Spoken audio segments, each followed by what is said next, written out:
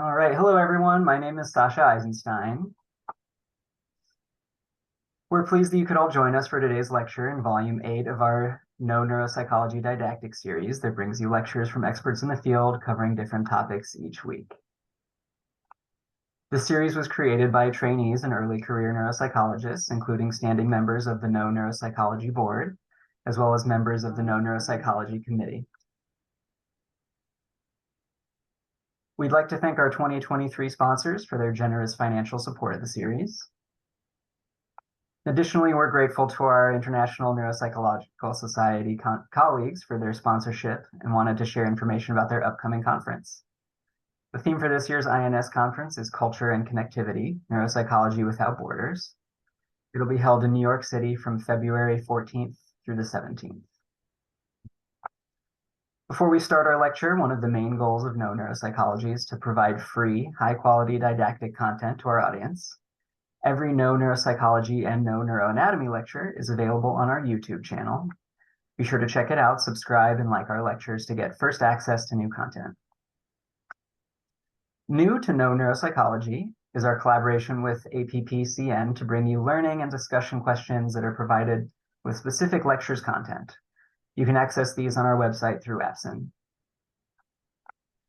Here are the disclaimers for the series. This training is not meant to replace formal education in neuropsychology, and the views of the speakers are their own.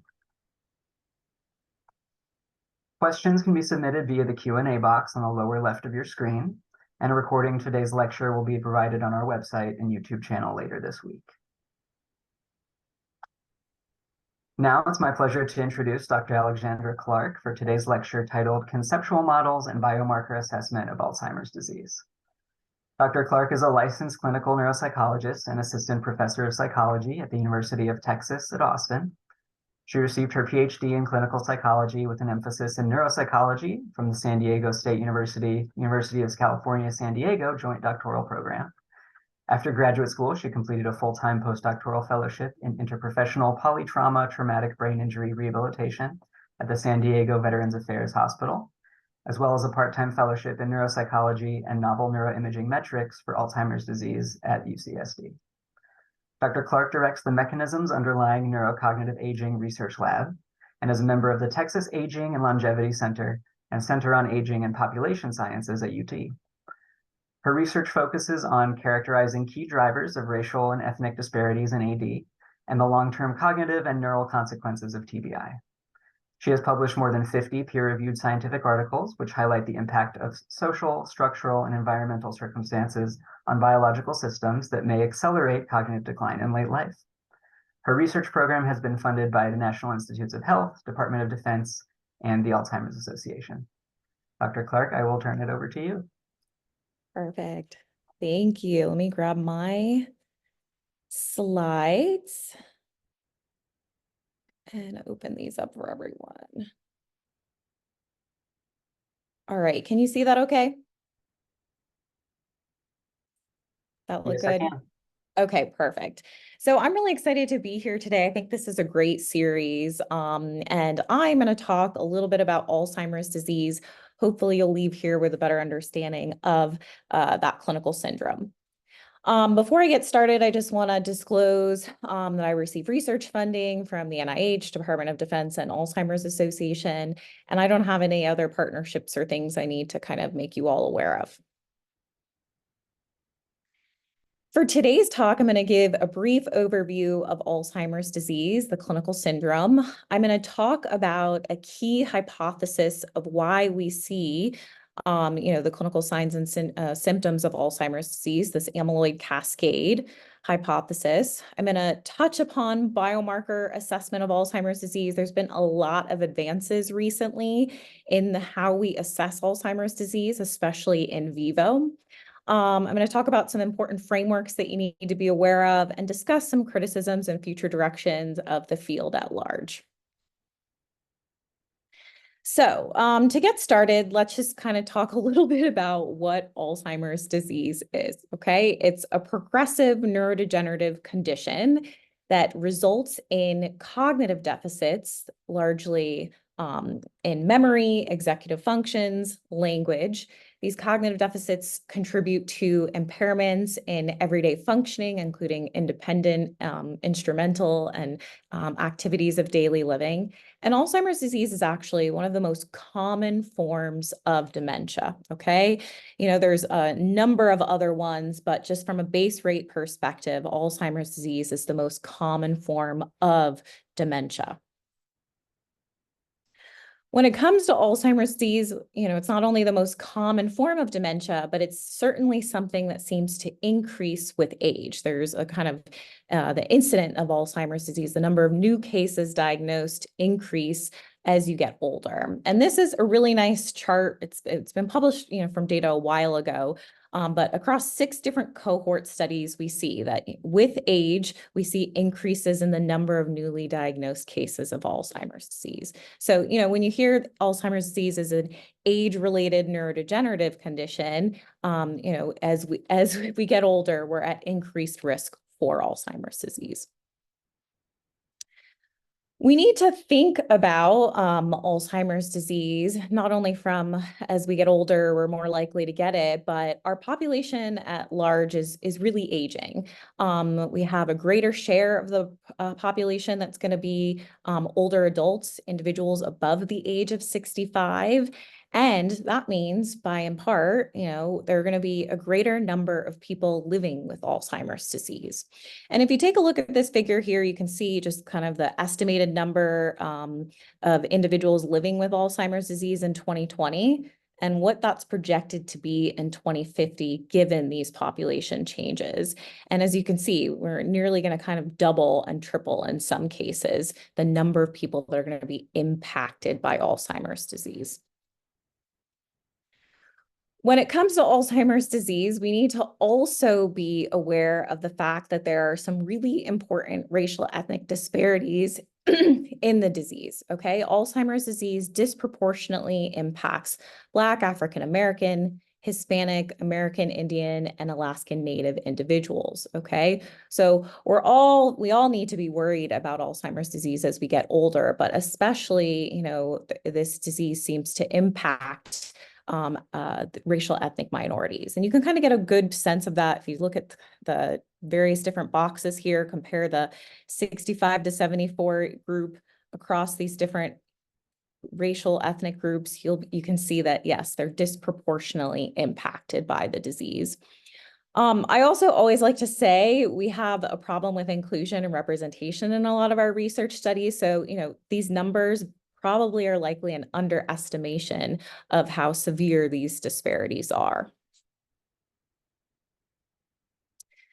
So, why do we need to worry about Alzheimer's disease? Not only that a lot of us are going to be impacted by it, but the annual healthcare costs associated with Alzheimer's disease are pretty great.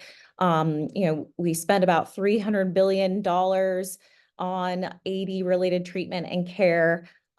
We also have unpaid caregivers that we need to think about and be worried about. And unfortunately, we have somewhat limited treatment options, although I'll say there's been some pretty significant advances in this in the past 2 years in particular. So, now that we have a general sense as to why we want to think about Alzheimer's disease and what it is, let's think about what actually causes Alzheimer's disease. And Alzheimer's disease can really be defined by its hallmark neuropathological features of amyloid plaques, as you can see right here, and tau tangles, okay?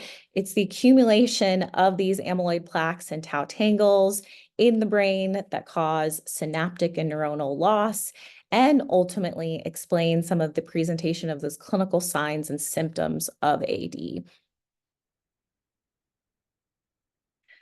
When it comes to those proteins, they very much impact the brain. And we can see just from kind of gross examinations of these postmortem brains, what a brain of someone diagnosed with Alzheimer's disease looks like relative to a normal brain, okay? We have global volume loss.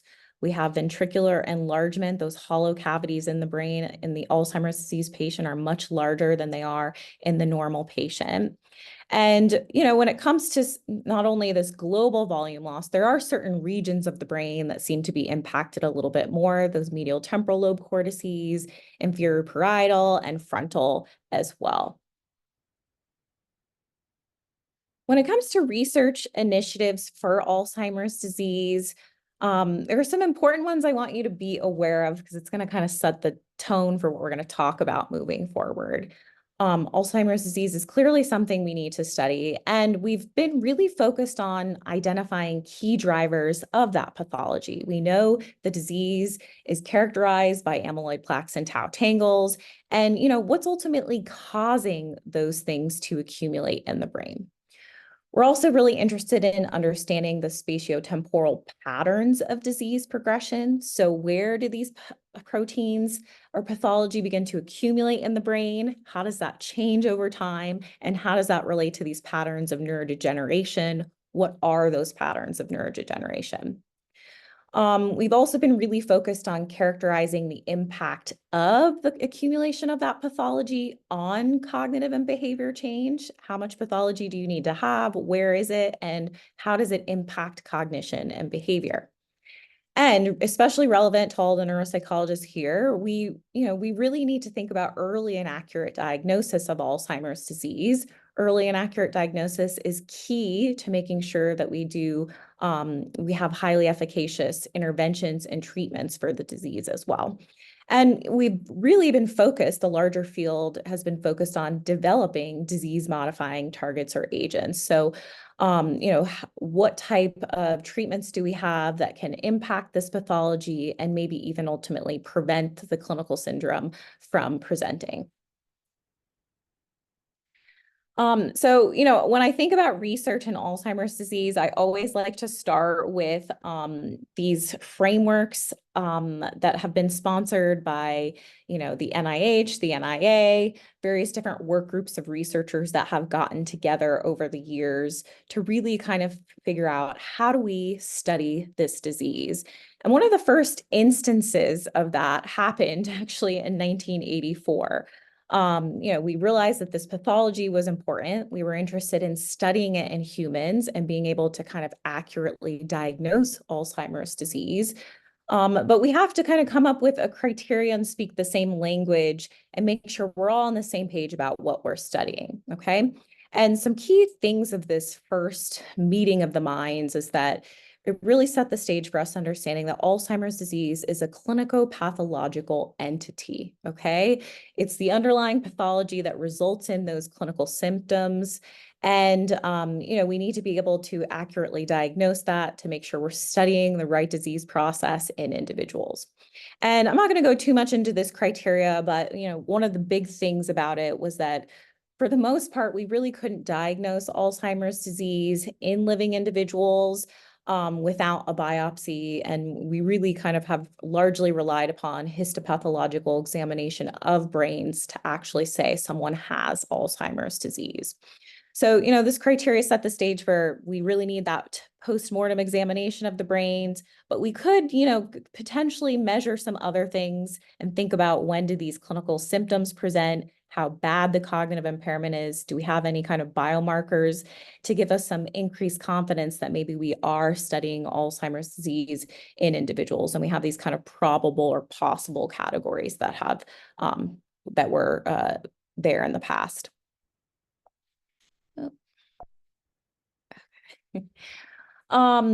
So, we have a good understanding of the pathology, and we've started to develop some clinical diagnostic criteria. And some really important work that's happened is on the kind of molecular basis of Alzheimer's disease and that pathology. So, in the past, we've actually been able to look at those postmortem brains of individuals with Alzheimer's disease and Down syndrome, people that are absolutely going to develop Alzheimer's disease as they age, and able to identify that this amyloid-beta protein or peptide was really important, okay? They took this peptide and they actually sequenced it, and we were able to develop an understanding that there's this transmembrane protein, APP, that is cleaved based on certain kind of enzymes at various different points, and that the accumulation of this AB peptide is actually what kind of results in this clinical syndrome, okay? So this AB peptide is very susceptible to aggregation, which can lead to those hallmark plaques that we see in Alzheimer's disease. So, let me and this really kind of set the stage for us understanding that amyloid in particular is not only something we see post-mortem, but likely is, a key component of this pathologic cascade, okay? So we sequenced the peptide. We were able to also identify that there are some certain mutations in genes, that APP gene, PSN1, PSN2, and that actually causes increased amyloid beta production. It can also cause failed clearance of amyloid beta, and really the accumulation of these amyloid beta plaques, and really kind of result in the underlying clinical syndrome of Alzheimer's disease, okay? There are a couple different forms of dominantly inherited forms of Alzheimer's disease in which, it's these mutations result in AD. If you have any of the mutations, you're gonna have that increased amyloid production and have AD. And then there are some kind of non-dominant forms or sporadic. Again, kind of when we think about amyloid, what we really need to be thinking about is increased amyloid production, failed clearance of those proteins, and the accumulation are what causes all of those negative consequences. And we can kind of, get a little bit more of a detailed understanding of the kind of downstream effects of that increased production accumulation of protein, one of that AB peptide. One of the things I want you to kind of realize is that in this amyloid cascade hypothesis, they really thought that amyloid was the kind of primary event in Alzheimer's disease pathogenesis. So amyloid is, and the failed clearance and increased production of that ultimately leads to higher levels of tau, that other key pathologic protein, and that kind of neurodegeneration or the neurodegeneration patterns that we see on imaging, okay, or postmortem examination of brains. But really, amyloid is the key driver of AD pathogenesis. There's been some conceptual kind of hypothetical models of this temporal progression of how amyloid is really the kind of key initiator of the AD cascade. And this was, outlined in outlined by Dr. Jack in 2011. There's been some changes to this over the past couple of years, but for the most part, the amyloid cascade hypothesis suggests that amyloid accumulation begins to start largely in the cognitively normal, cognitively unimpaired phase of the disease, and it's really the the initial kind of driver of this event. And then after amyloid comes on, we then have tau accumulation, that other key hallmark pathologic protein. And then that causes some of those brain structural changes. Then we start to see the cognitive impairment come online, and then the kind of clinical functional impairment, okay? So we've really kind of thought that amyloid was a key driver of the AD pathologic cascade, and really kind of started everything. Because we've realized that amyloid and tau and neurodegeneration are key components to the disease, we've been really kind of focused on measuring biomarkers of Alzheimer's disease, okay? Now's a really exciting time to be living through, biomarker development of AD. We not only have neuroimaging methods and a variety of different ones. We have PET amyloid, and amyloid and tau PET. We've got just basic structural MRI. We've got genetic markers that we've been able to identify. And then we have urine, blood, and saliva measures that can, to a certain extent, measure these amyloid and tau proteins that we're interested in, okay? There's been a lot of development in really kind of biomarker assessment or characterization of Alzheimer's disease pathology. And, there's some important kind of variability in, the level of invasiveness of some of these biomarkers. We used to be really reliant upon CSF and spinal taps. Now we've moved more towards population feasible and more highly tolerated biomarkers or of blood, et cetera. And an important thing that we've been trying to figure out is that, we have all these different methods of assessing AD pathology, but the predictive utility and reliability of these biomarkers varies to some extent and differs across the kind of early phases of the disease, MCI phase, and the later phase. So we need to be aware of that as well. I'm going to just show a couple of ways in which neuroimaging has really been helpful in helping us understand that amyloid, tau, and neurodegeneration are key components of this disease process. Here's a study just showing that we can use amyloid PET imaging, and we see that to get a measure of how much kind of amyloid is accumulating in the brain, okay? And we can get a sense of where it starts. So early kind of in the disease in these green areas, intermediate in these blue areas, and later in the red. And that if we measure this, we see that these increase across the disease process, okay? We also see the same thing with tau PET imaging. So we can see if we compare kind of young adults to older adults that are amyloid negative, amyloid positive, mild cognitive impairment, and AD across two different samples, we see, with disease progression, we see higher levels of tau accumulation in the brain across both of these samples, okay?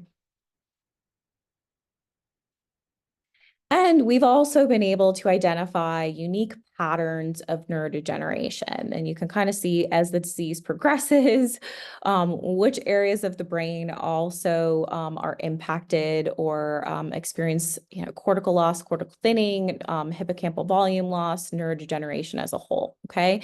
And we've been able to identify the patterns. It starts medial temporal, moves inferior parietal, and then kind of goes frontal next. But we can use these really nice neuroimaging techniques to get a sense of how, as the disease progresses, the brain is impacted by Alzheimer's disease pathology.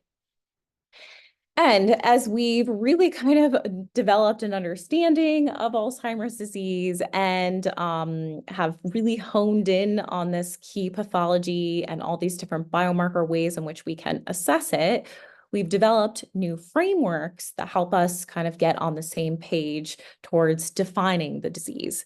Some of these frameworks are controversial, but for the most part, I'm going to talk about the fact that we've moved towards this biological conceptualization of Alzheimer's disease, okay? That we know what the biology of the disease is, and we should really be focused on measuring it. And if we can do so, we can stage and kind of figure out how people are going to progress and alter how we engage in care and even think about clinical trials. So in 2018, the NIA and Alzheimer's Association got together and they put together this research framework that's commonly known as the ATN framework. And it really centers on defining that underlying biology of Alzheimer's disease.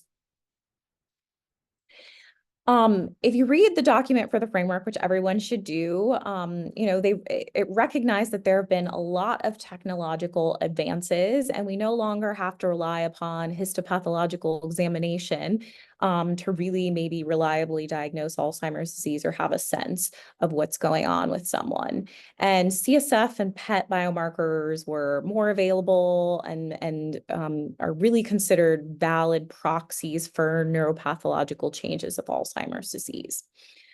Because we have these biomarkers and tools, tools of CSF and PET, we can actually identify different biomarker patterns of positivity. So we can say, does someone have amyloid in their brain? Are they amyloid positive?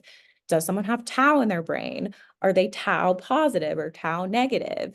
And then getting a good sense of what types of biomarkers they're positive on helps us actually stage the disease and get a sense of, who's going to progress and potentially at what rate, okay?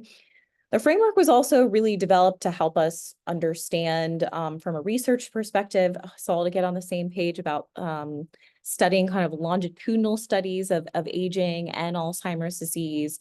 And it was also designed to really help with clinical trials and who might need to get certain treatments and why based on those biomarker profiles.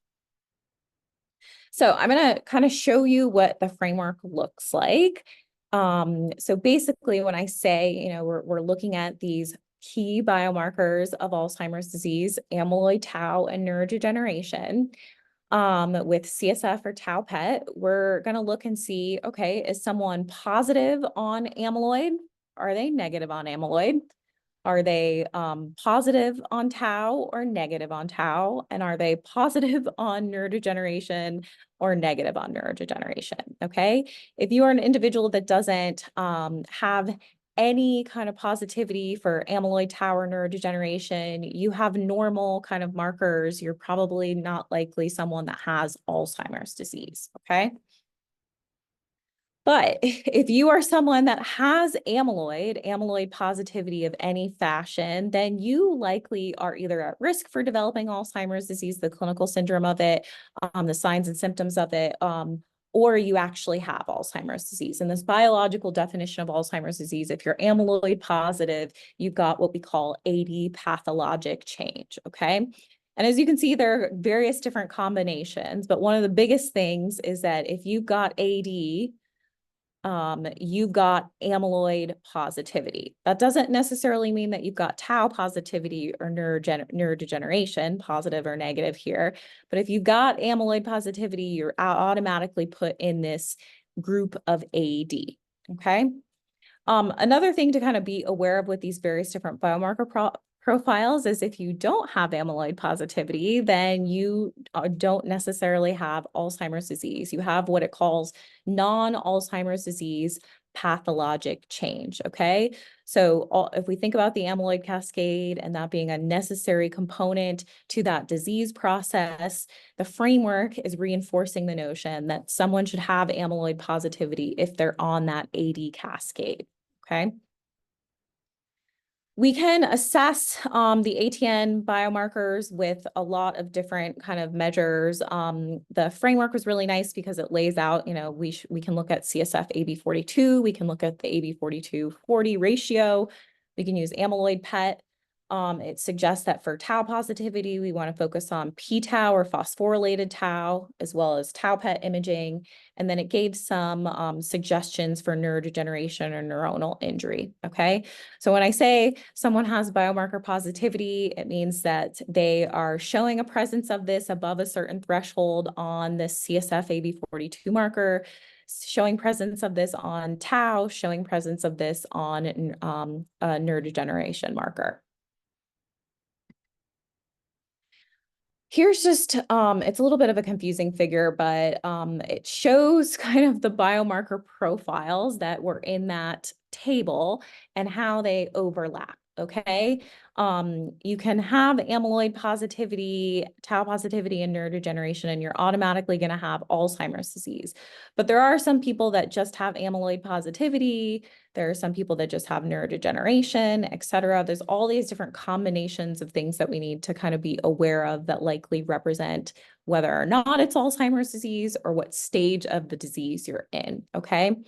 I put this up because we're all neuropsychologists for the most part. And one of the things as we've moved towards this biological definition of Alzheimer's disease is you should be thinking about, well, what about cognition?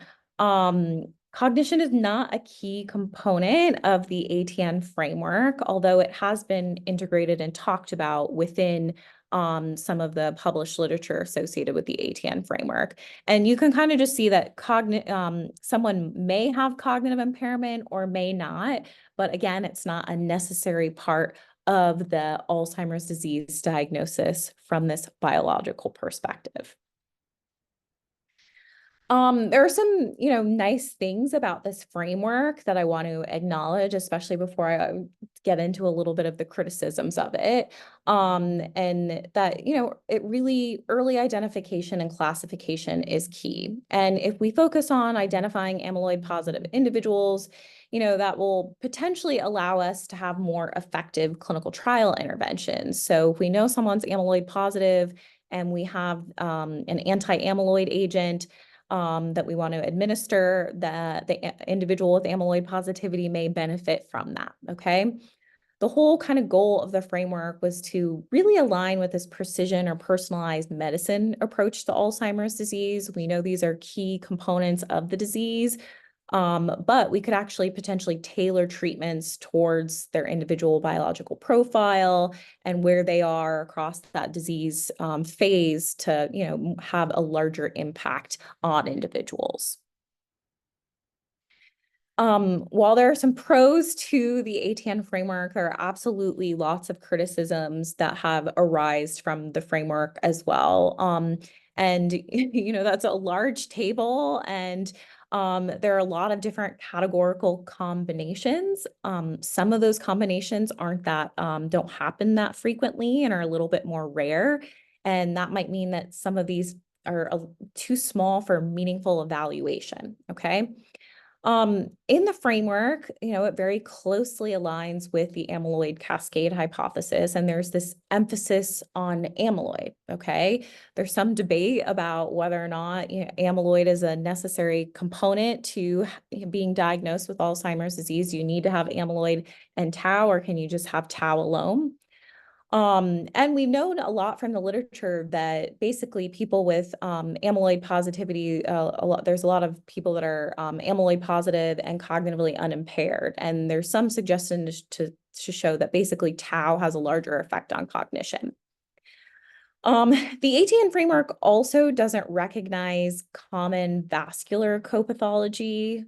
So I'll present this in a minute, but if you look at postmortem examinations of individuals diagnosed with Alzheimer's disease prior to death, you see that they oftentimes also have other types of pathology accumulating in their brain.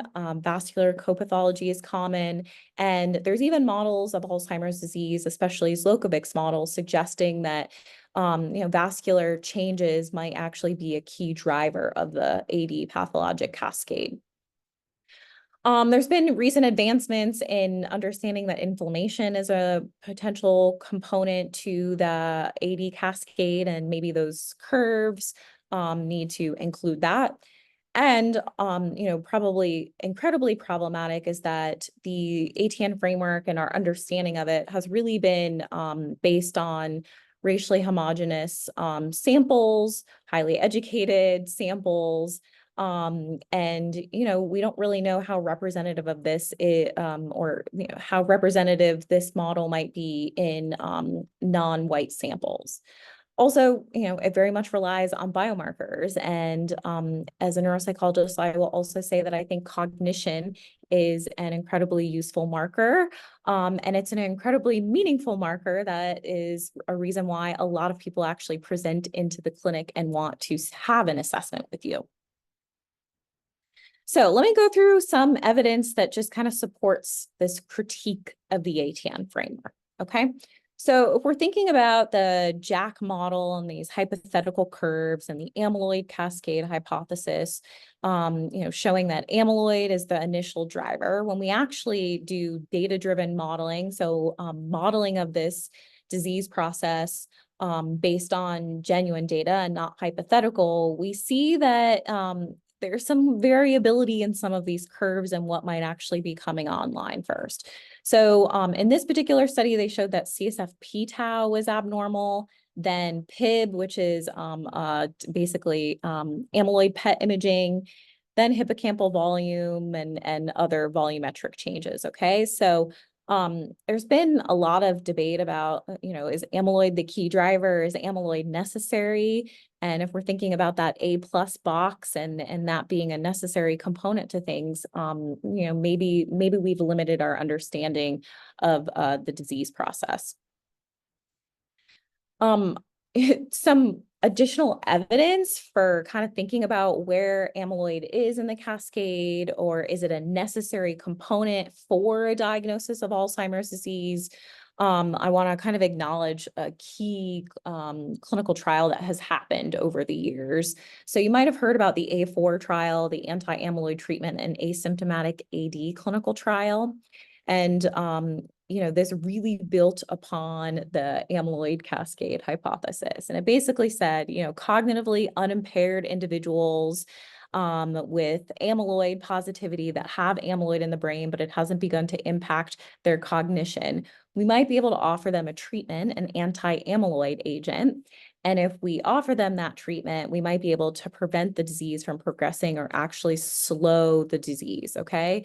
So we've asked this question, will treating with solanezumab promote Alzheimer's amyloid beta clearance and slow cognitive decline in at-risk individuals? And the clinical trial was published, the data from it was published this past year. And we actually showed, contrary to our hypothesis, that even we didn't see any kind of positive effects of that anti-amyloid agent on in these at-risk individuals, okay? So if we think about the amyloid cascade, I think, there's some gaps or additional things that we need to probe regarding it. Not only did that clinical trial not fail, I want to acknowledge that Aduhelm is a new drug that was approved. It's a disease-modifying agent that was approved last year, and there's been a lot of talk about the drug and how efficacious it was. It did appear to slow the progression of amyloid in the brain, but the effects on cognition weren't really meaningful. And I think that, that's begged the question, well, if we prevent amyloid accumulation, but it doesn't have an effect on cognition, some of the kind of most troubling components of Alzheimer's disease and harmful from a patient and kind of patient management perspective, are we intervening at the right spot, essentially?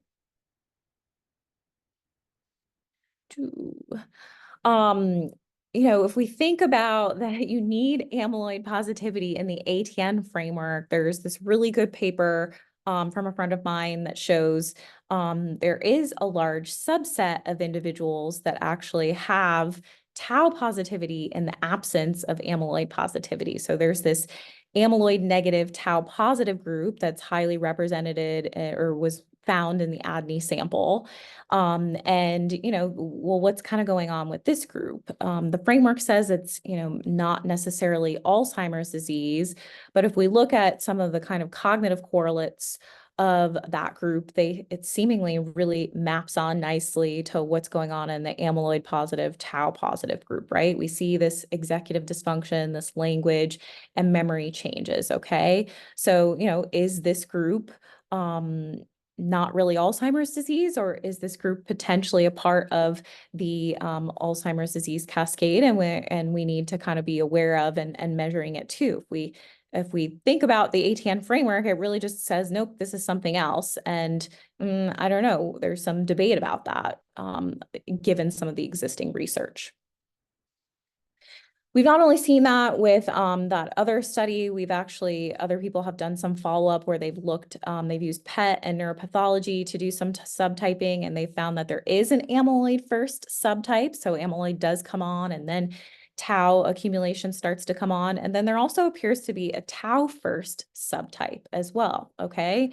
They say that in ApoE E4 negative individuals, it's just a primary age-related tauopathy potentially, but in those with E4 positivity, it's rare, but it could be Alzheimer's disease, okay? And there's been, again, some really interesting critiques of tau positivity in the absence of amyloid positivity. And what does it mean? Is it part of the AD pathologic cascade, or is it something else? And this nice commentary by Brock basically argues that, in the absence of amyloid beta deposits, it's not an adequate rationale for excluding tau-only cases from that AD-related process.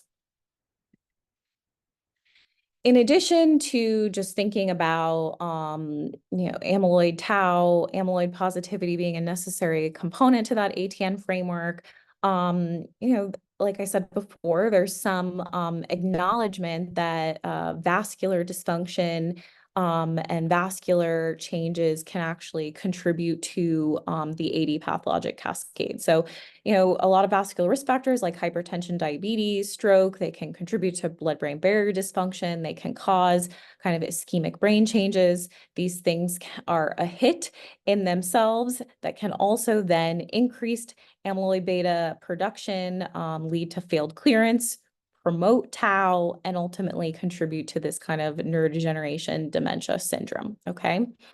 And again, like I mentioned before, if we actually look at the postmortem brains of individuals diagnosed with Alzheimer's disease, we see that there are some important racial ethnic differences. So we can see some pathology. In the blue is pure AD pathology, amyloid plaques and tau tangles. We see a sizable number of individuals have that pure AD pathology, especially in the Caucasian group or in the non-Hispanic white group, but it's much less to a smaller degree in the African American or Black group, okay? This group actually has other types of co-pathology that's occurring. And, we need to think about, are there other things we need to measure? Is this a part of the clinical syndrome? Is this a part of something that we need to think about when we're assessing cognition and thinking about what Alzheimer's disease looks like in other samples that are not non-Hispanic whites? And I've absolutely done some work actually looking to see to what extent does inflammation, to what extent does lipid dyshomeostasis and vascular markers maybe contribute to Alzheimer's disease pathology in humans. I have a study that was published a couple of years ago showing that in individuals with arterial stiffening and index of cerebrovascular vascular dysfunction, those with higher pulse pressure, arterial stiffening, and inflammation, they've got higher levels of tau accumulation, phosphorylated tau accumulation. And I've also shown that basically if we've got a marker of lipid dyshomeostasis, that is also higher levels of that is associated with neurodegeneration, okay? So are there other things aside from the A, the T, and the N that maybe we need to be measuring and thinking about in our disease models of Alzheimer's disease? When it comes to ATN and the ATN framework, I don't love that we don't think about cognition at all in the framework, and there have been a lot of critiques about that purely biological characterization of Alzheimer's disease. The framework basically acknowledges that A and T indicate specific neuropathological changes that define Alzheimer's disease, where neurodegeneration and cognitive changes are not specific to Alzheimer's and therefore placed in parentheses. So, cognitive assessment isn't required or part of this diagnosis of Alzheimer's disease using this ATN framework or in this biological characterization of the disease. There have been some ways in which they've tried to kind of integrate cognition and show that basically, across these various different biomarker profiles, you can have combinations and be cognitively unimpaired. You can have certain combinations and have MCI, and you can have certain combinations and have dementia. And again, it's these cognitive changes aren't necessarily a part of the AD diagnosis in this new framework. But oftentimes that's why people are presenting, they're experiencing some cognitive changes, they're worried about these cognitive changes, and they're having these lapses in everyday functioning. And it's probably, from my perspective, important for us to kind of think about that in the staging as well. There's a really great example of how maybe this pure biological characterization is a little limiting. So Kelsey Thomas has a really fantastic paper where she's looked at subtle cognitive difficulties, subtle cognitive changes. She calls this objectively defined subtle cognitive decline. So instead of looking at measures of central tendency, she looked at cognitive inefficiencies and patterns and basically showed on cognitive testing there are people that have these inefficiencies. And if you identify these people, you can also see that they're at increased risk for accumulating amyloid across time as well. So she's had this objective subtle cognitive decline group that she identified. They seem to be somewhere between MCI and cognitively normal in their amyloid accumulation over time. And I think it's a really nice example of how, objective subtle cognitive decline might be something that needs to be integrated into those curves, that subtle cognitive efficiencies early on, we can pick up on, and we might want to think about that in our models of Alzheimer's disease. We also have, some important things to discuss with regards to what actually life course models or life course predictors, life course contributors to Alzheimer's disease risk in late life, okay? So we know late life risk for Alzheimer's disease is really shaped across the life course. All of these experiences that you have are relevant. There's social and structural factors that play a really key role in those observed racial ethnic disparities in Alzheimer's disease. These environmental factors and experiences ultimately probably contribute to cognitive or neural reserve, reduced cognitive or neural reserve, may increase risk for vascular health conditions. That when we think about Alzheimer's disease and really kind of intervening and minimizing some of those racial ethnic disparities, we really need to look at kind of upstream drivers or life course factors and inequities to really get at addressing those inequities. And I've done some work recently to illustrate that taking into account people's resources and experiences, their kind of behaviors, what they have available, their mental health. We can actually do some modeling in older adults, do some cluster analyses and show that there are different kind of people with different psychosocial experiences, and that these psychosocial experiences are especially relevant for us when we are measuring Alzheimer's disease pathology, because some of these groups are at increased risk for AD pathology relative to others. So in this study, I show that there's this low resource, high distress group, high resource, low distress group, and a low resource, low distress group. And it's actually this low resource, low distress group that has higher levels of neurofilament light, a kind of non-specific marker of neurodegeneration that you can get in the blood, and that they seem to be an at-risk group.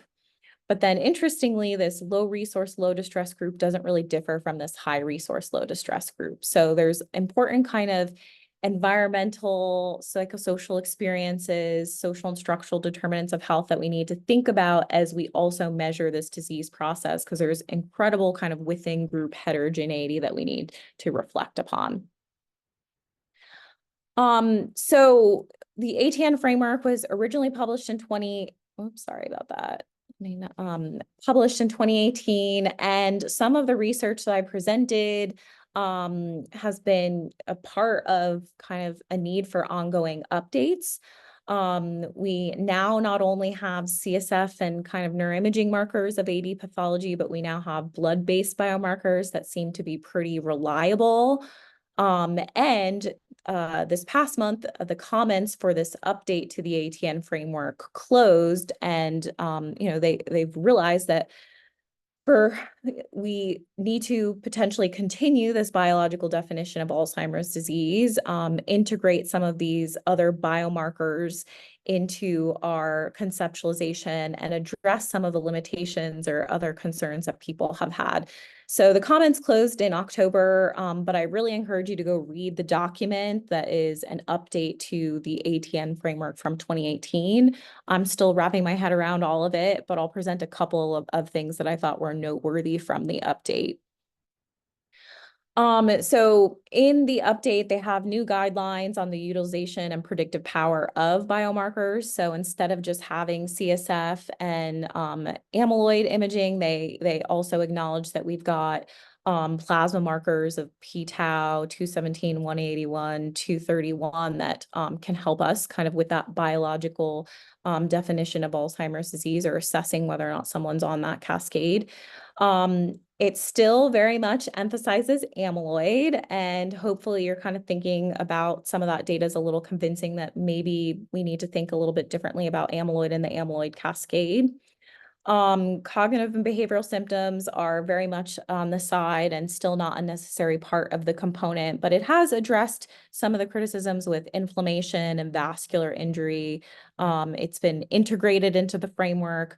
Vascular isn't necessarily a part of the AD pathologic cascade in the framework, although inflammation is a non-specific process that's involved. So there are some kind of integration of some of the things that we've talked about, but I think still some important kind of room for improvement that we need to think about as well.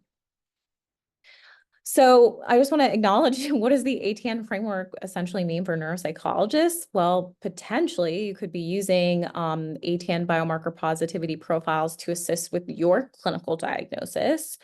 I will also say, while we have that purely biological characterization, of course, there's incredible utility in measuring clinical and functional symptoms in patients, and we need to not solely rely on global cognitive screeners in our clinical assessments. We need to do these comprehensive clinical neuropsychological assessments that really help with recommendations and planning and pinning down, is this also potentially Alzheimer's disease? And as neuropsychologists, you need to realize that some people may not have access to these biomarker assessments. And there's some important equity issues pertaining to access to treatment and assessment in general. Okay. So you still have a really important role, especially for people that aren't necessarily at facilities where these can easily be acquired and examined. I think, measuring cognition is incredibly important. So to just kind of wrap up, because we're getting close, I want to summarize that there have been some really great strides in understanding and assessing the biology of Alzheimer's disease in recent decades. There are absolutely continued improvement of disease models is needed. And I think if you read through all the iterations of the literature over the past couple of years, that's always been a part of it, right? This is, as we learn more, we need to update our frameworks, and that's kind of what's happened more recently. We really need to do a better job of addressing ethno-racial disparities in Alzheimer's disease, and clinical trial initiatives. The people that are most impacted by AD frequently do not have, are not included in research or have access to treatment for it. And, we're potentially entering into a new era where we have some disease modifying treatments.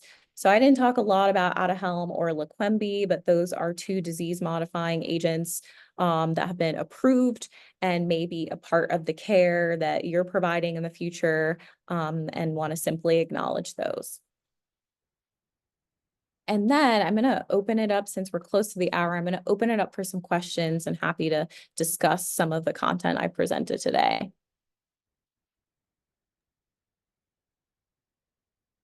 All right, thank you, Dr. Clark. I do have a couple of questions I wanted to follow up with. So I guess the first thing I'm thinking about is, like, how much do we know about the concordance of all of these biomarkers with performance on specific clinically validated neuropsych tests? So I'm thinking about, like, the classic kind of amnestic profile of somebody with Alzheimer's, not really doing well on the delayed recall trial, not really benefiting from recognition. Like, that's kind of specific profile. What do we know about the different biomarkers and how they relate to that?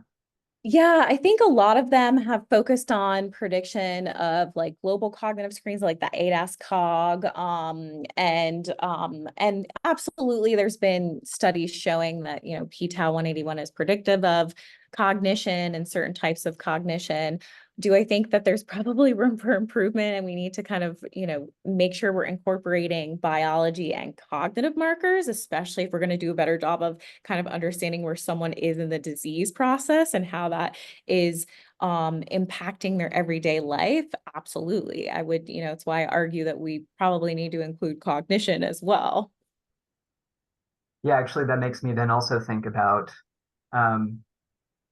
in addition to cognition not being a part of it, I'm also thinking about, like, functional decline. Like, how much do these things actually predict somebody's ability to carry out their instrumental activities of daily living, that sort of thing? Yeah. That's a great question. I think there probably have been some studies, and you should look at like Dr. Kelsey Thomas's work. She's done a lot of work with like performance-based measures of everyday functioning, and has started to kind of integrate some of the IADL assessment with biomarker assessment, but I think we're still kind of building on this literature for sure. But I Oh, mean, if you just kind of think about the disease model, right, that's going to come on later. And we expect that higher levels of this are going to kind of translate into impairments. But that's not always what we see clinically too, right? So that might be helpful of like make clinical decision making, right? Well, I've got this high biomarker, but they're still functionally intact. What do we do in those instances, right? yeah, definitely great points. I'm seeing a couple questions coming in the Q&A. Sure. So I think this first one is, can you speak to why within the AD positive categories, the category with tau negative neuroinflammation positive is considered to have a comorbid neurodegenerative disease?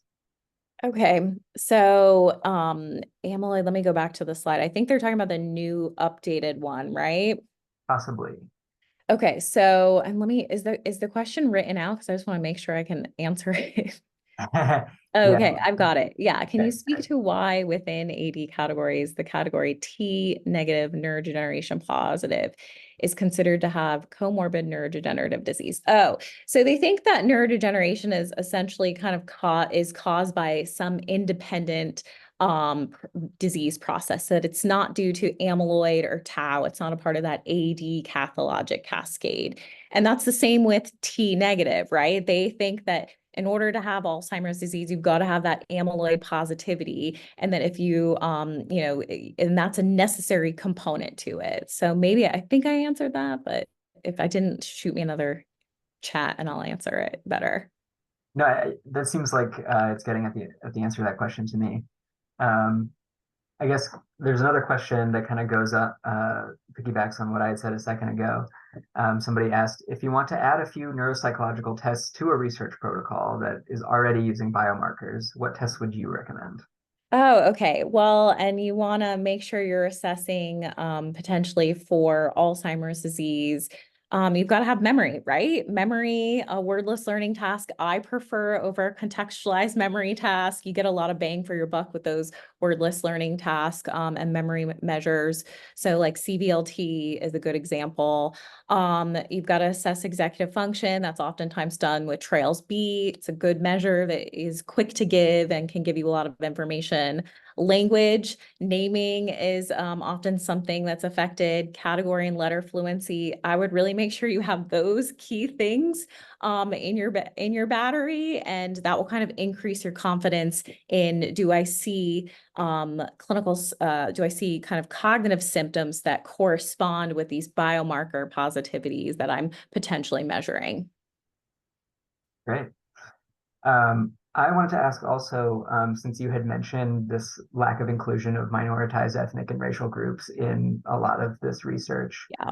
are there any large scale studies specifically designed to have more diverse samples and kind of trying to bring a sense of equity to AD research right now? Yes, yeah. So I'm a part of one that's amazing, and it's based in Texas, and it's called the Health and Aging Brain Study Health Disparities, or HABS HD. There's been great work done out of YCAP for a long time, and they've been integrating biomarkers into that study as well. I think like Adam Brickman has a paper published on plasma biomarkers in that cohort. That's a couple years old, but HABS HD, the data is freely available, and it's a large cohort, predominantly Mexican Americans and Black African Americans that live in the Dallas-Fort Worth area. And the great thing about the data set is that there's this incorporation of a lot of psychosocial characterizations and biological data. And that paper that I showed was actually published in that HABS data. It used the HABS HD data set. I also want to just acknowledge that, Adney, Ozioma, and Monica, or Dr. Okonkwo, and Rivera Mint are leading a really great initiative in ADNI that's enhancing the diversity of that cohort. So I think some good data will be coming out of ADNI in the coming years as well. Right. I think we have maybe time for one more question. One thing that I was going to ask is that do we know how various modifiable contributors to cognition, like sleep, pain, mood, I think you kind of alluded to this with one of those slides, how these interact with these biomarkers? So one thing I'm thinking about is how like studies have linked neuroinflammation to depression, that sort of thing. And so I'm curious how these things maybe interact or moderate each other. Yeah, I absolutely think that they can contribute to the assessment of some of this pathology, especially I'm just kind of thinking about like chronic kidney disease and how that can impact plasma biomarkers of amyloid tau and neurodegeneration, and that might impact our conclusions, right? So I think you're highlighting some really important variables that need to be further probed across these various different biomarkers. And how we need to make sure we have a good understanding of how they're influencing the biomarkers.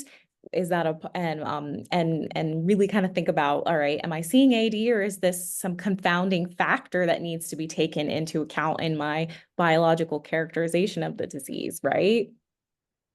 Yeah, absolutely. Well, thank you for a wonderful talk. Of Um, course.